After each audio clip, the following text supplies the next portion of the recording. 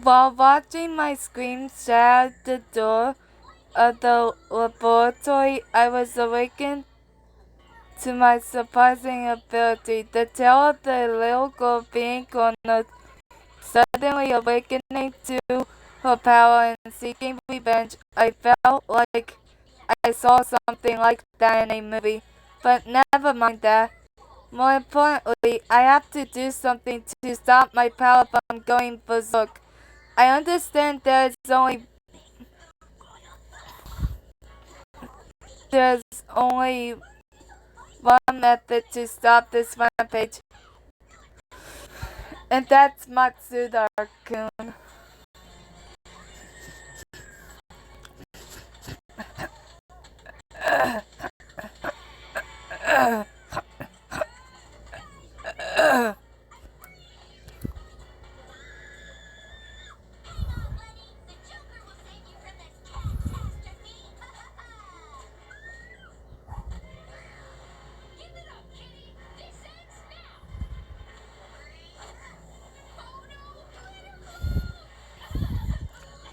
Other than Matsuda-kun examining my messed up head, there's no other secret technique to stop this overflow of power. Anyway, I have to hurry. If I don't do something about this soon, something horrible will happen. That's why in order to meet Matsuda-kun, I'm going to have to use this uncontrollable power.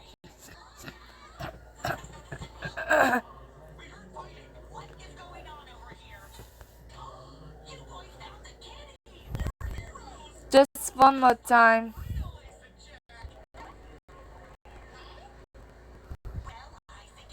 Determined, I turn my gaze towards the wreckage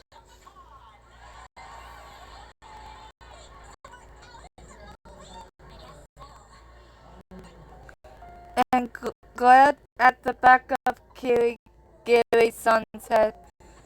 I then focused all my concentration towards her head and locked on laying out all of my power with a scream. First, doing so, the girl's head didn't burst into pieces like a watermelon. Ow.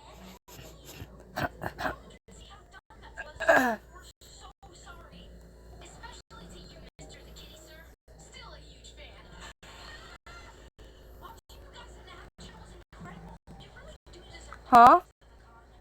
As I looked at Kirigiri-san's perfectly unchanged normal head, I tilted my head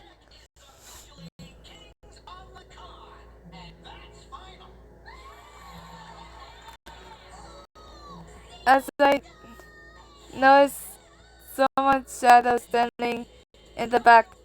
So you really were over here. It was a low, threatening voice. The man with the jet black uniform noisily stepped to the wreckage of the overturned door while his just as jet black hair swayed back and forth. Sorry guys, I forgot the music. Turn it! Be right back.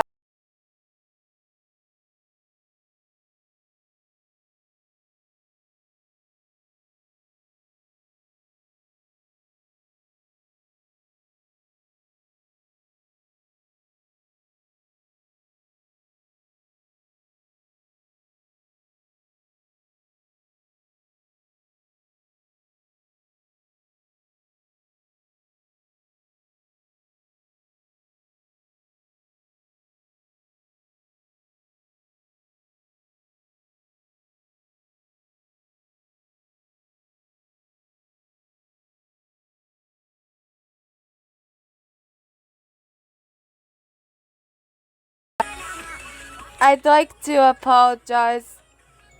It took me a while to get back to Wattpad. Anyway, the man with the jet black uniform noisily stepped onto the wreckage of the overturned door while his just as jet black hair swayed back and forth. His slim frame gave off a feeling of toughness, like a well-strung wire, and he was quite tall as well. Too good for knocking. Kirigiri's son rarely chose for words attracting his attention. Mind your own business. While snapping back with his sharp words, he shifted his gaze alternatively between Kirigiri-san and I with his thin, reptile-like eyes. The moment I saw his eyes, the itchiness began to swing back into my head again. Right away, I dropped my gaze to Ryoko Otonashi's notebook, and then I remembered. That's right, the pitch black man's name was Ishiki Madorai. Wait, but why? After all, he's got beaten up so many times by and from me. First, when he got crushed under a bookcase. Second, when he was assaulted by the black shadow known as super high school level despair. Third, when he was confronted by Mukuro Ikusawa in this neurology laboratory. Even with all that, just why? Are you surprised why I'm unwounded? Successfully reading my thoughts, Madorai stretched out his arms to an insane length and smiled. The smile resembled a crescent moon, making it almost like a mask. I said it before, haven't I? I'm immortal. As if complying with his words, the glass at his feet chimed. I just wanted to see Matsuda-kun, but all I get are these people speaking nonsense surrounding me. Trying to get anything out of that girl is futile. Who are you? Madorai faced Kirigiri-san with a cold stare that would have frozen a normal person, but Kirigiri-san looked right back at him and shook it off like it was nothing, and continued speaking indifferently. You were originally investigating the disappearance of the student council, right?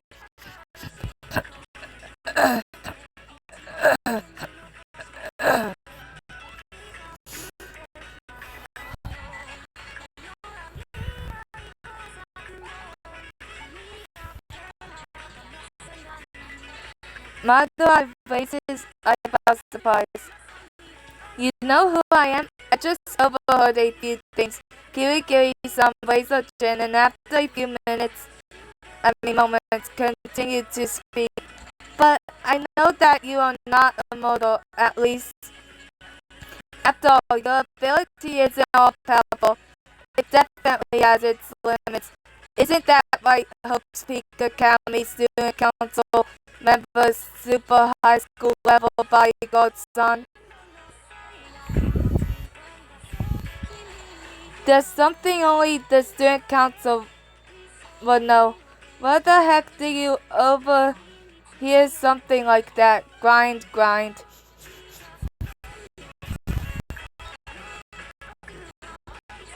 There was a peculiar sound coming from the back of Madorai's mouth.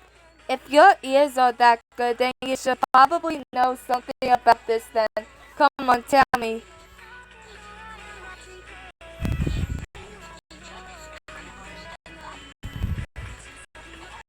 Who's the guy behind Hope's Peak Academy's history's largest force incident? Where's the people that killed the student council? Haven't you been listening? Asking is pointless. Of course, along with that girl over there, I don't know anything anything about that. No, that's a lie. Kokichi, is that you?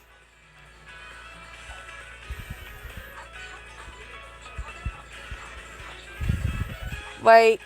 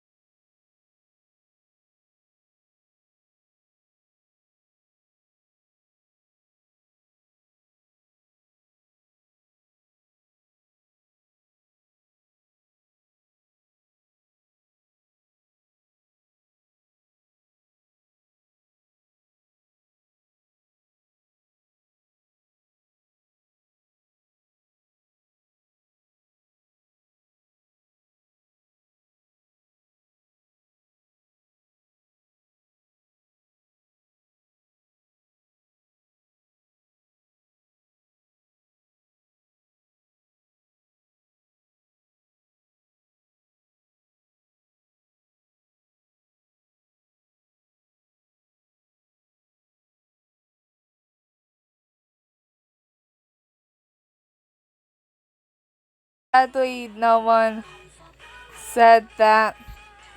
What makes you think that? My intuition? Do I need a reason other than that? After saying that, Madara's intimidating presence grew stronger. The glass under his feet continued to shatter from his force as he stepped forward, and naturally I began to step back. Hey, while being cautious of Madara, Kirigiri-san faced me and spoke. Judging from the way he's been talking, you've driven him off multiple times, haven't you? You shouldn't expect too much from me. I weakly turned my head towards her. I don't really remember, but every incident was just a coincidence, and it looks like he's immortal too. While speaking, I carefully glanced towards my boy, and in return he glared at me with his sharp eyes. Panicking, I quickly averted my gaze while it's impossible.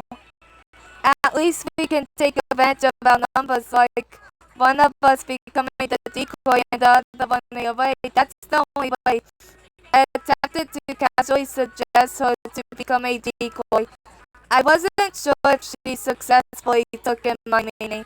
So what are you gonna do? Behave and fess up? Or should I beat you till you talk? Do you think you could hurry up and make your mind? Madurai flipped his greasy long hair while asking, like I said, I really don't know anything. We don't know anything. In contrast to my stuttering words, Kirigiri-san confidently shot back. She had almost nothing to do with the situation, but her resolve didn't once seem to waver. Honestly, it was almost like she was being stubborn for the sake of being stubborn. Well, she must have had her reasons. But I would like if I didn't have to get dragged into this. Seems like you won't budge. As his voice grew more threatening as he mumbled, he grew a silent smile. Looks like I have no choice then. I'll use my true power. I'll tell you right now, this is unlike anything you've seen so far. It's a pain, but I'll deal with you in one go.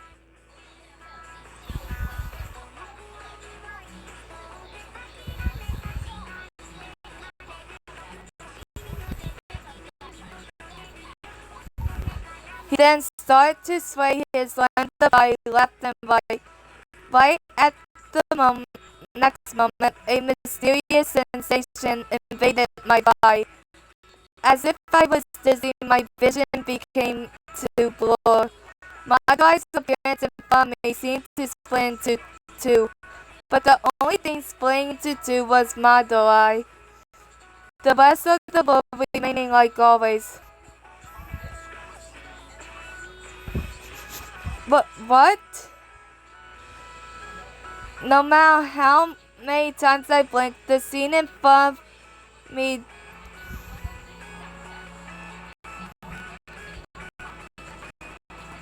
didn't change. My eyes weren't fooling me. There really were two model eyes in front of me. I'll introduce myself once more. In harmony, they spoke at the same time. My name is Yoshiki Madoi. My name is Yoshiki Madoi.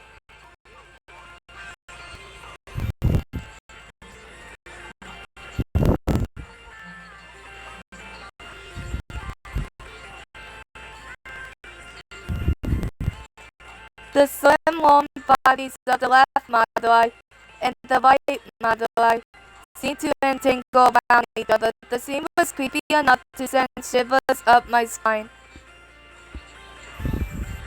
You really look just like one. Why her was true, it seems. Kirigiri-san's cautious words sounded out once again. Like I said, just where the heck did you hear about those things? Like I said, Just what the heck did you hear about those things? Madoi's creepy voices once again came out in harmony. The Madoi brothers, the octuplets, from Ishiki Madoi to Yashiki Madoi. Those who know about them refer to them as super high school level multiple book siblings due to efficiently utilizing their mutual understanding. The teamwork has let them be known as the super high school level bodyguard, the Madoi brothers' great talent. At least that's what I heard. Octuplets including Ishiki Madoi to Yashiki Madoi.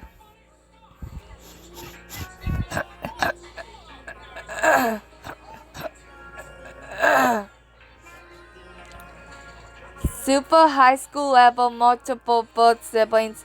That is the Madoi brothers' greatest talent. That's cheating, is it? I desperately shout out. That's not being immortal at all. It doesn't even make sense. Then the two Madoi's mouths creaked open. Well, that's just how it is. Well, that's just how it is. Well, that's just how it is. Wait, was there one extra?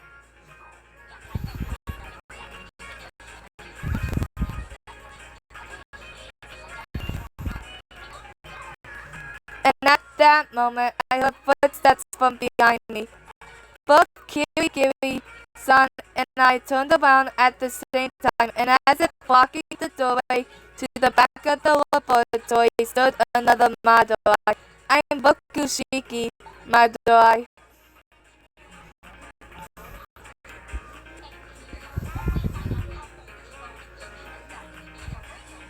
That was the arrival of the third one.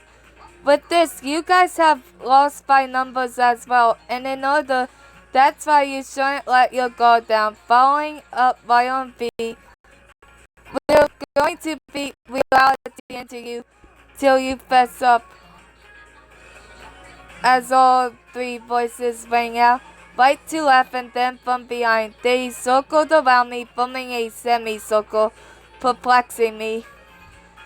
Hey, what should we do? I faced Kirigiri-san with my clingy voice. This isn't the time to be thinking about that. The two Madois in front of us kicked at the rackets towards us, turning the racket into lethal projectile tisk. Kirigiri-san rammed into me, using the force to push me to the opposite side. The flying bits of the door's wreckage barely missed us at a head's breadth. There, due to being pushed, I fell on my butt. But because it was no time to falter, I quickly stood up. But right at that moment, the neck cuff of my shirt was pulled from behind. Gah! Without time to even think about it hurting or to be let go, I was thrown. Like a rampaging child throwing his doll in a tantrum. My body flew through the air with my head and body hanging a wall, finally coming to a stop. My eyes blacked out from the shockwave. All I knew was that I was in the hallway. It was difficult to comprehend how easily I was thrown from the laboratory, but in any case, I just had to deal with my body aching all over, with my butt, my neck, and my back all being beat up more than necessary. I tried to pull through my numbness along with dealing with the pain coming from seemingly losing all feeling from those five parts. Then out of nowhere, Madoi stood in front of me, not too far from the ceiling. His eyes looked down on me from a sharp angle, which more than resembled a reptile now. In other words, it was terrifying. You've gotten away time after time again.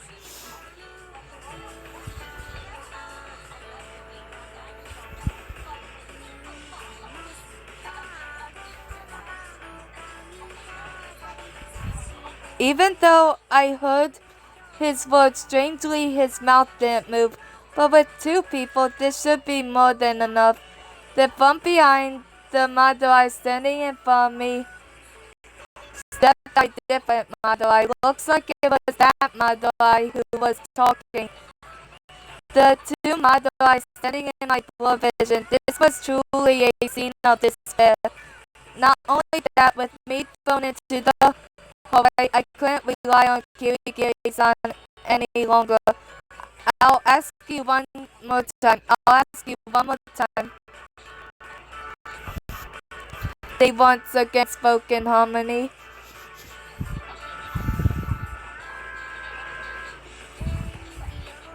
In what way are you related to this case? Following up, who should I be taking out my revenge on? In rapid succession, where is that B-word? As if binding together, or maybe it's for you. They hurry up and talk, pursued me. But right at that moment, I suddenly felt a breeze over my head. Looking up, I saw that the window was open. The moment I saw that, an inspiration flew into my mind. Looks like you won't talk unless I force it out of you. Looks like you won't talk unless I force it out of you. At the same time, the modelized hands reached out towards me. There was no time to hesitate. I dodged through the arms as I stood up, and at the rate I jumped with all my might onto the edge of the window. With that motion, I aimed towards the rear garden, and that's when I realized this was the third floor. What?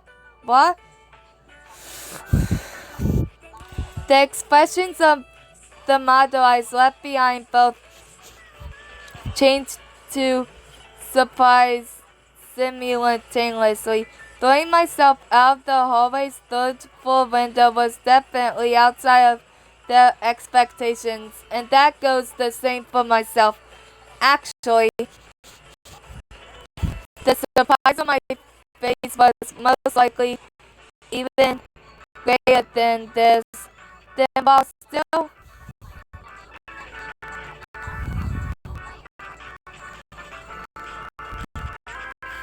surprised, my body caught by gravity continued to fall straight down towards the garden. What followed that fall was a shockwave. It wasn't a fatal shockwave, however. It didn't even take my conscious. Miraculously, my body fell straight into some shrubbery, exceptionally cushioning my fall. That was just 100% coincidence. I didn't know about it, I didn't aim for it, and I didn't expect it either. But for some reason, even though I couldn't understand it, I took the coincidence like it was a matter of course. Still, the shockwave was strong enough to numb most of my body, and my arms, legs, and face were all being stabbed by the prickly bits of the shrubbery.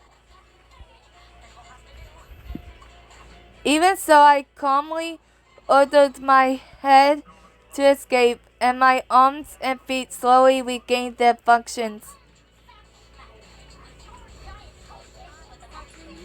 I then proceeded to crawl out on all fours.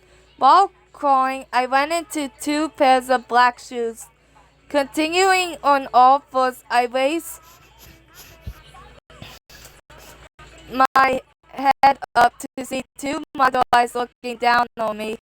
I'm Shiki Madoai. I'm Yashiki Madoai. They were different model eyes from the ones on the third floor. Looks like they were called out. But we certainly didn't expect you to come falling down.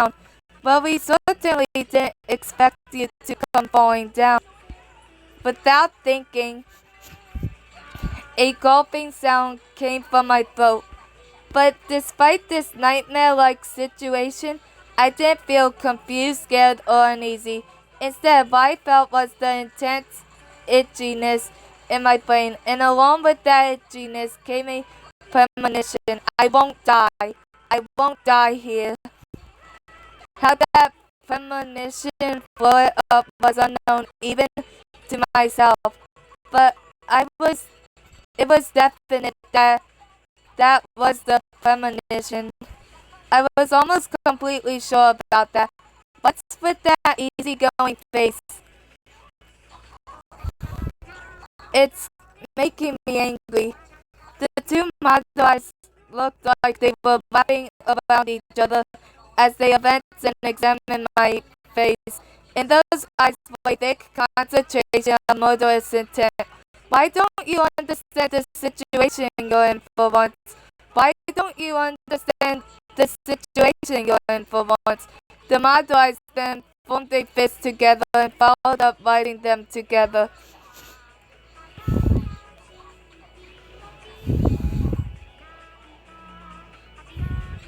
But my gaze was looking past them, focused on the girl behind their shoulders. It seems that my premonition earlier conveniently matched the situation at the moment.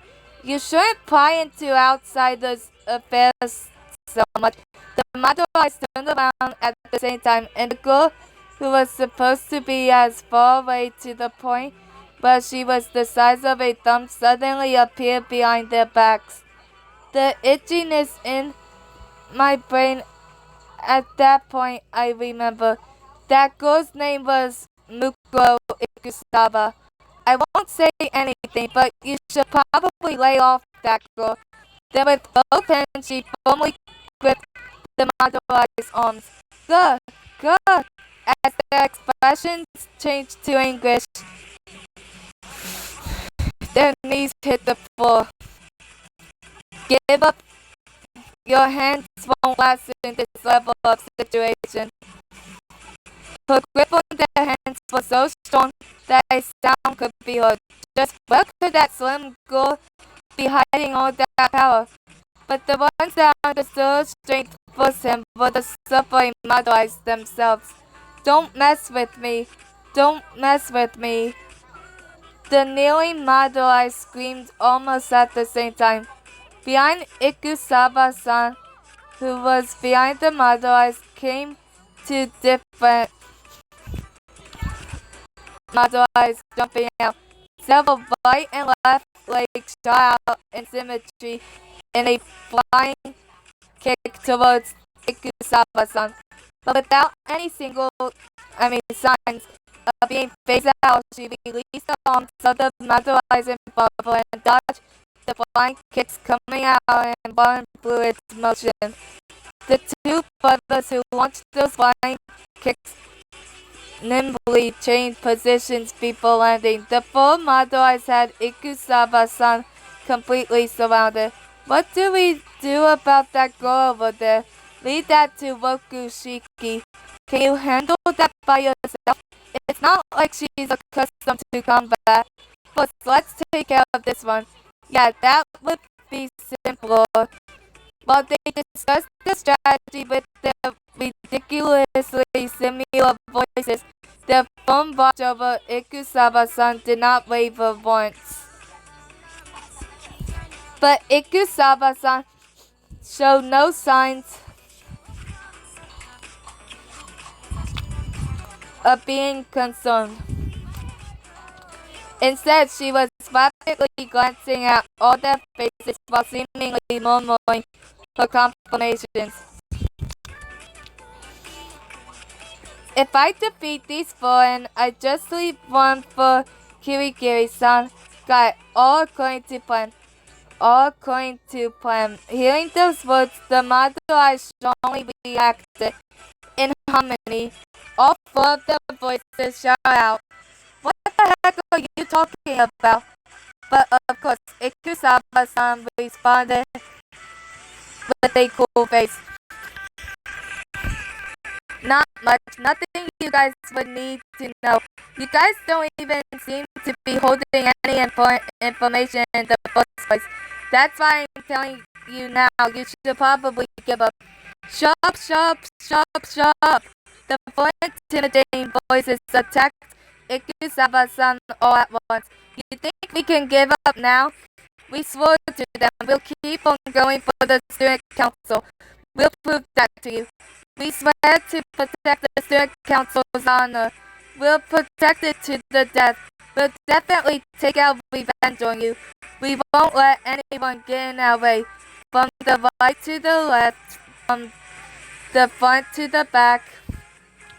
The frustrated interchanging words dispersed throughout there. Even so, Ikusawa-san carefree scratched her head, sighing. I feel like I can relate to what you guys are going through, but wait, that's a lie. I actually can't relate to them at all, but I can understand them, but that girl is different. To her, she has no gain from understanding what you have to say. Stuff like your thoughts or your hope, they mean nothing to her.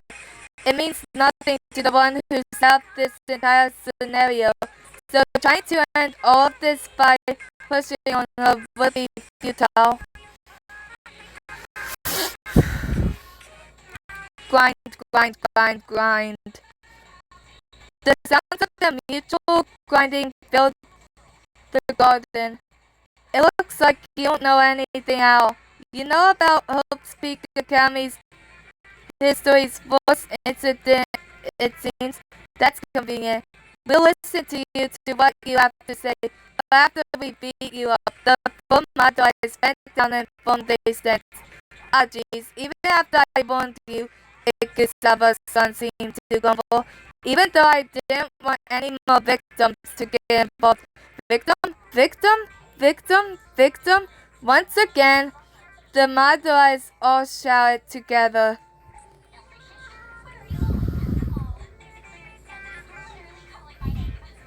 Encircling her like a dog threatens to separate her, bared their teeth and roared. Do you know about our brothers? Where did our brothers disappear to? What happened to Ishiki, Nishiki, and Mishiki? Then Ikusawa-san turned back, and with a freezing glare she responded, "Don't come near me." Those words triggered it. A sound like something rupturing was heard as the four brothers kicked off the ground with all their might as they head towards Ikusawa-san from four directions all at once. Like I said, it's pointless. Just as Ikusawa-san was about to get hit by the brunt of those attacks, she dodged them completely with just one movement. No matter how many of you come at me at once, your base value never changes. That kind of pack mentality attack won't get through me. While murmuring in that calm voice, she moved at a speed incomprehensible to the naked eye. The Madrais attacked with such coordination to the point where their breaths were at the same pace, while Ikusawa-san easily dodged them with brilliant deduction. It was almost like she was from a different dimension. I won't let anyone oppose that girl. Even while dancing, she murmured, her breath didn't falter once. That's because this is for despair. The Madrais continue to repeat their initiated attacks while Ikusawa-san, on the other hand, continued to move faster, rolling like a torrent. Eventually, the torrent mercilessly swallowed them up. From there, it was pretty much a one-sided development. It developed one-sidedly and it ended one-sidedly. When Ikusawa-san finally stopped, the four Madrais were laid around her feet. That wasn't some halfway transition. my witness was truly only that event. It's over. Laying out a small sigh, Ikusaba-san murmured while already looking away from the model eyes. Those eyes then faced towards me.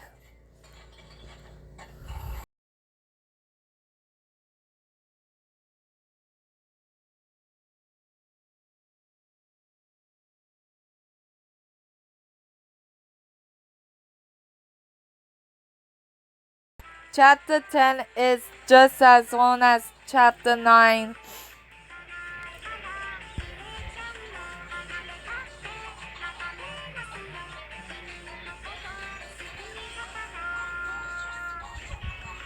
So yeah.